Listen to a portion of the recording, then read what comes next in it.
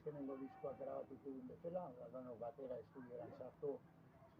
eta hiru saiotan, egun batean edo bitan, hiru saio luze egin, eta hortan oinarria grabatuta utzi, eta nire bidetik doazen kantuak izango dira, beti introspekzio puntu badaukatenak, eta esango nuke letrak ere bide beretik, galera, eta bizitzaren zorrak, eta olako kontuak, eta hortik aurrera, ja ez dakit, agian ere erabiliko dut moztu eta itxatzi